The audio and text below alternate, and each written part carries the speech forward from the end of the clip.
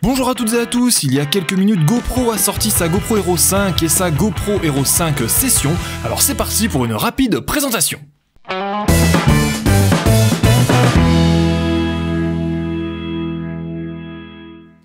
Commençons par la GoPro Hero 5, elle est présentée comme étant une GoPro extrêmement simple d'utilisation et ceci pour plusieurs raisons. Tout d'abord, elle n'a qu'un seul bouton. Ensuite, elle a maintenant un écran, ce qui va vous permettre de pouvoir revoir vos vidéos et photos, mais aussi d'accéder aux réglages. Enfin et surtout, elle a une commande vocale et pour la faire fonctionner, il faudra dire GoPro Take Photo ou alors Start Recording pour prendre une photo ou une vidéo. 7 langues sont apparemment disponibles, après j'ai pas réussi à trouver si le français en fait partie, donc je compte sur vous pour me le dire en commentaire si c'est le cas ou non. Autre nouveauté intéressante, elle est waterproof jusqu'à 10 mètres sans caisson. C'est vachement pratique puisque ça vous évitera de la bousiller sans faire exprès. Enfin, il semblerait qu'elle soit capable de stabiliser la vidéo. Bon, je ne pense pas que ça puisse corriger un stabilisateur électronique, mais il est possible que ça améliore la qualité en tout cas. Surtout lorsqu'on l'utilise avec un Steadicam, il y a toujours des petits mouvements, donc avec ce stabilisateur intégré, le rendu cinéma devra être assuré. Au niveau des caractéristiques plus techniques, tout d'abord la vidéo, elle sera capable de filmer en 4K 30 fps, aussi on aura à notre disposition du 1440p en 80 fps et du 1080p en 120 fps. Vous aurez aussi un système vous permettant de réduire le bruit du vent qui sera directement intégré à la caméra. Je me demande bien si ça va marcher ou pas parce que ça serait vraiment très pratique. Ensuite, en ce qui concerne la photo, elle pourra prendre des photos en 12 mégapixels comme d'habitude, sauf que maintenant elle propose aussi un mode RAW qui va vous permettre de mieux retoucher vos œuvres en post-production. De plus, un système GPS est intégré directement dans la caméra, ce qui va vous permettre de localiser vos photos.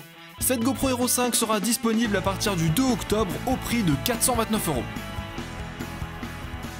Voilà, passons maintenant à la GoPro Hero 5 Session si vous le voulez bien.